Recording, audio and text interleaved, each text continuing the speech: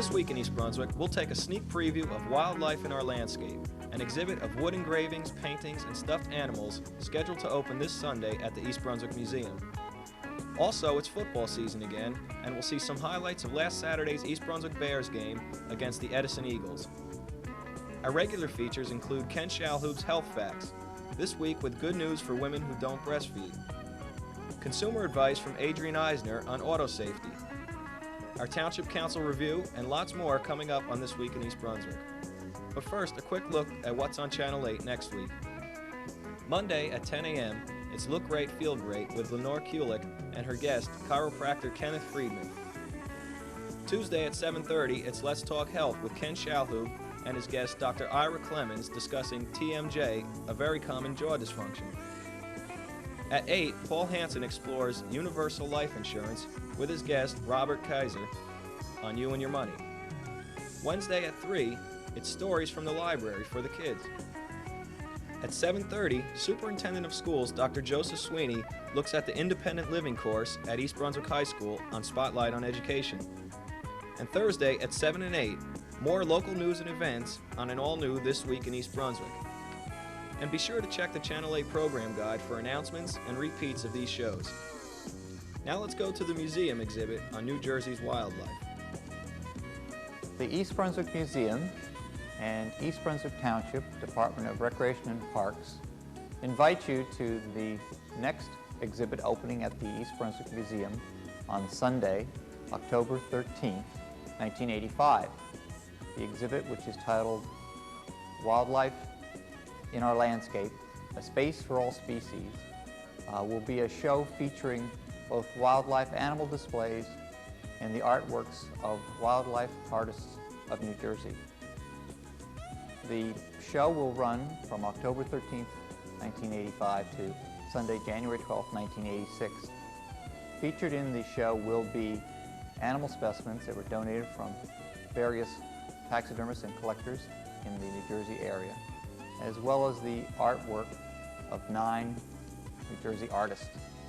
Also specially featured in the program will be the artworks of John James Audubon, Alexander Wilson, and Charles Livingston Bull. The East Brunswick Museum is open on Saturdays and Sundays from 1:30 p.m. to 4 p.m. The museum will also be available for special tours and shows of the exhibit by arrangement. For more information about the show, its hours, and its programs, please contact Tom Schuster at 390-6982. We welcome you to the exhibit. We hope you'll visit it during its stay here at the museum. Last year, Channel 8 began videotaping and cablecasting selected East Brunswick High School football games, and judging by the response we received, it was one of the most popular shows we've ever shown. This year, the games will be back again with the play-by-play by John Megliero and the color commentary by Sentinel News sports reporter Jimmy Allender. Here's a segment from the first quarter of last Sunday's game against the Edison Eagles, which East Brunswick won 22-14. And if you're watching this on Thursday night, the game will be shown again tomorrow, Friday evening at 7 p.m. Quick pitch to Chalecki around the left side. He's got an opening, breaks outside. Chalecki fumbles the ball, and it's out of bounds. East Brunswick will retain possession at the Edison 30-yard line. Very fortunate there that the ball fumbled out of bounds, because if it had been toward the middle of the field, there was an Edison man right there ready to pounce on it. But still a good game, though. The play set up well, Jimmy, and Chalecki broke out and then cut it back up. Sure. And that'll be enough for a first down for East Brunswick. That was the Edison 30. Excuse me, John. That was Ted Bazinko, the left tackle, leading the blocking there on that. All right, East Brunswick has the makings of a nice drive. Rodelbaum rolls right again, looking to pass. He's got Brown open. Pass is complete down to the Edison 20-yard line. Kenny Press. That was Dave Brown, number 10. I'm sorry. Yeah. Dave Brown at flanker. And it's another first down. So nice drive going for East Brunswick. This is about as well as the East Brunswick offense has looked all year. All right, 1st and 10 on the Edison 20. No score in the game. Rotobaum on a quick handoff to Andy Wernberg. Wernberg picks up about 3 yards.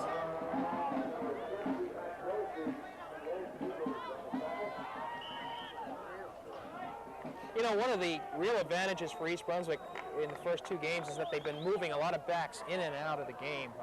They call on a couple sophomores. I believe number 36, Matt Miller, has been coming in.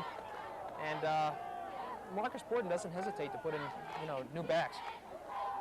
That's Mike Bostowski coming in the backfield, and the first carry today. I know he's been injured and out sick, and it's good to see Mike back in there. Yeah, Mike Bostowski, you know, was earmarked to be the starting running back. That was his first action of the year. He was out the first 2 games. Okay, East Brunswick has it 3rd and 6.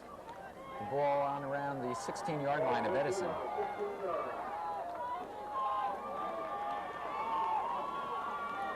Rotobaum drops back. He's looking over the middle. He's got his man Brown again. Looks like it's going to be short, John. I think it is.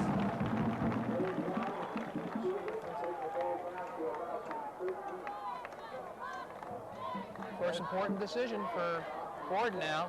4th down.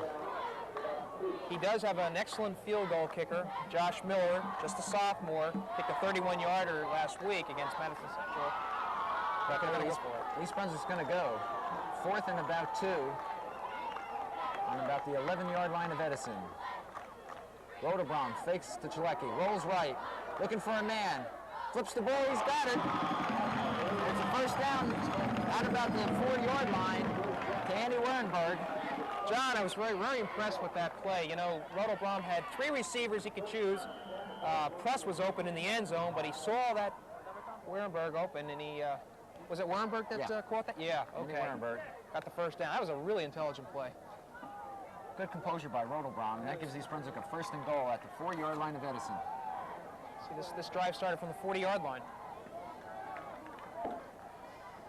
Here's Chalecki. Is he in? He is. He is, and it's a touchdown for East Brunswick. Keith Chalecki barrels over 4 yards out and puts East Brunswick on top, 6-0 with 7 minutes to go in the first period.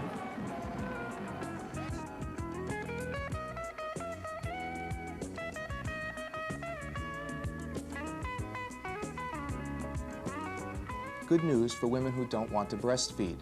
You know, it's been known for many years that one of the beneficial aspects of breastfeeding is that there are antibodies in the mother's milk which affords a passive immunity to the infant before the infant has developed his or her own immune system. Well, more precisely, human milk contains most of the intestinal antibodies needed by the newborn infants, providing them a natural protection against many of the common infections. But a study at Johns Hopkins Medical School in Baltimore shows that cow's milk, like human's milk, but unlike commercial formulas, contains antibodies that protect infants from a common diarrhea virus called rotavirus. Now, although most of the infant formulas are made with cow's milk, antibodies are absent, they say, probably because of the high temperature processing of the cow's milk before it is added to the formula preparation. Lower temperatures used in pasteurization in normal milk probably allow for these antibodies to remain in the milk. So it seems that the cows acquire antibodies to the rotavirus through natural grazing and also because of vaccinations on the cattle for other diseases that they use the rotavirus as a carrier for these vaccines. So it's very interesting how we can also get the passive immunity to the infant through cow's milk, but not formulas. Hopefully in the future they will develop lower temperature processing for formulas so that some of these antibodies can't be preserved. Thanks for watching Health Facts.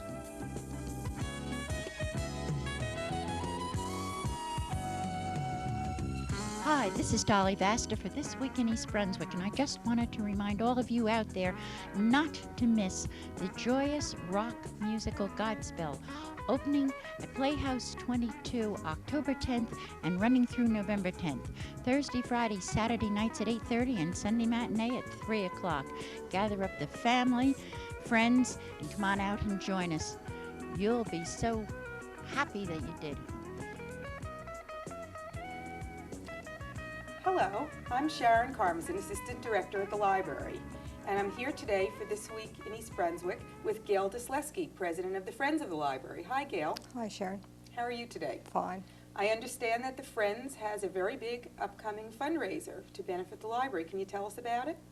On October the 11th, we will be having our 3rd annual Chinese auction at the East Brunswick High School, where we will be offering a large variety of gifts that we will be raffling off and for giving people a chance to win them.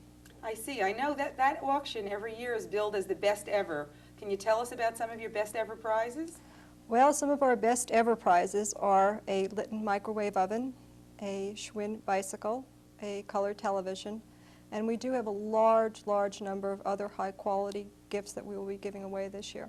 So all of those things actually are won by people that evening. They don't have to do anything in advance besides buy their ticket. No, they come in that night and they are given a sheet of tickets.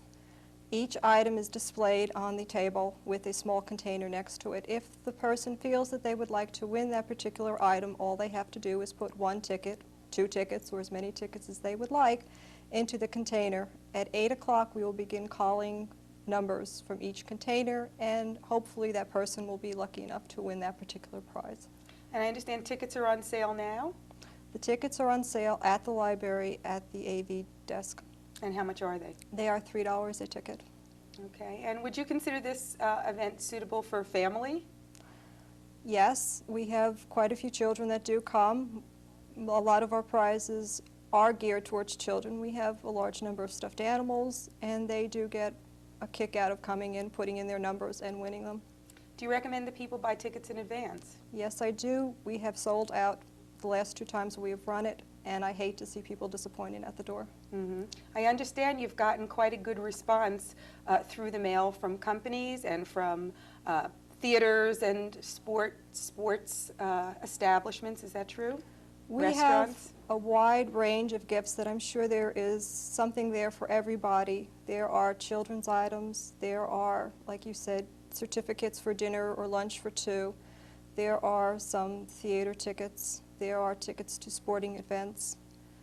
There are a lot of gift certificates, and a lot of the manufacturers and local merchants have donated a large amount of gifts for us. Sounds like people could almost do their holiday shopping by coming to the Chinese auction. Not a bad idea. Almost. And even if you're not lucky to be one of the winners, everybody who does attend will get some small prize. Oh, that's great. That's at the door? At the door. Mm-hmm.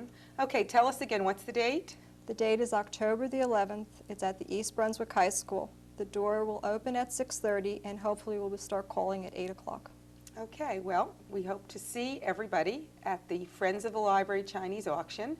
Of course, all the money that's raised that night goes to benefit the library, as the Friends is our major fundraising arm for all those very special things that the library can't afford without our Friends group. Thank you very much. Thank you for having me on.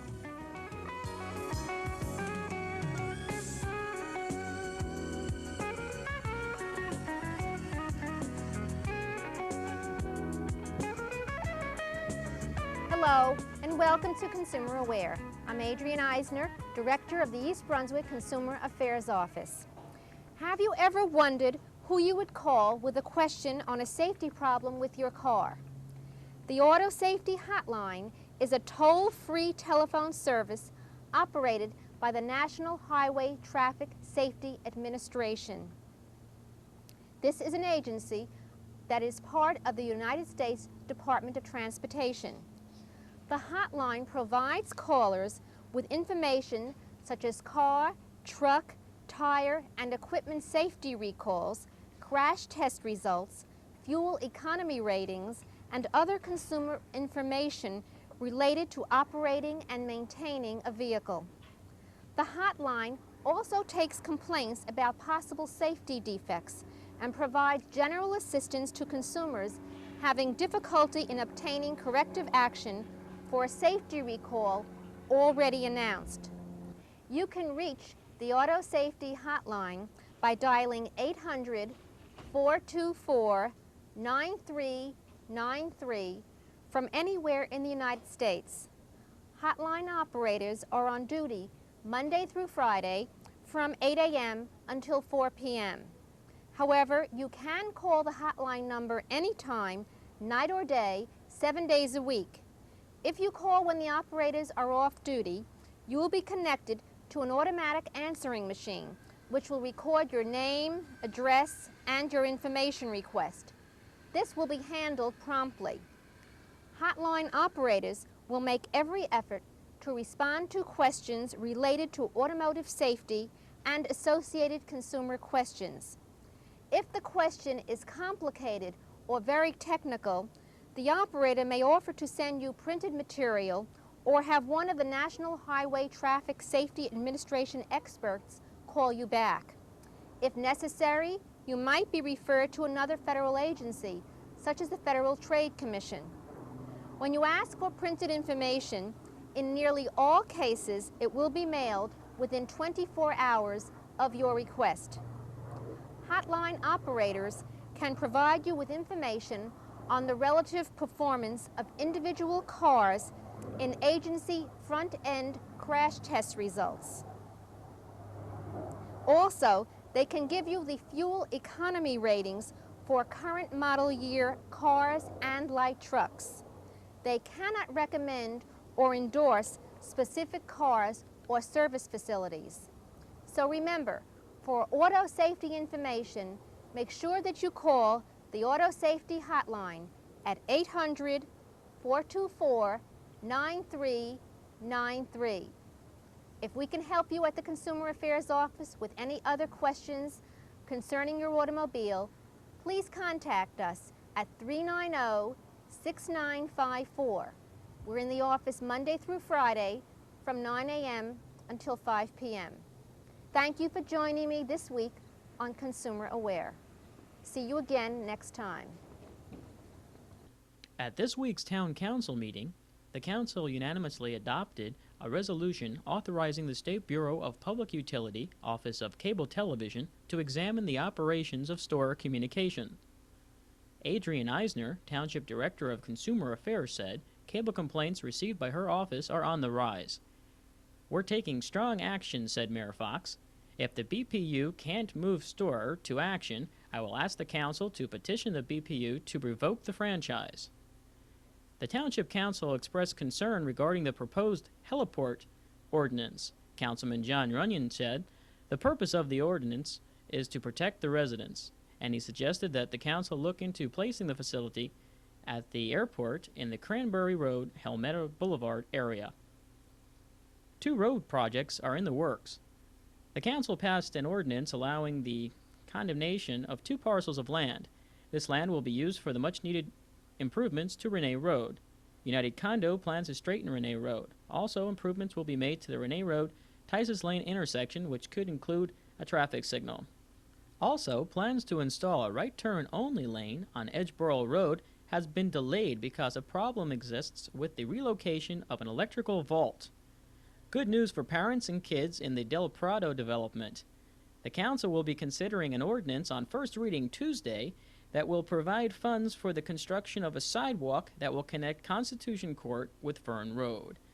Township Administrator Gregory Fehrenbach said if the ordinance is passed on second reading, October 28th, the sidewalk could be in place before the cold sets in. That's all for this week. Thanks for watching.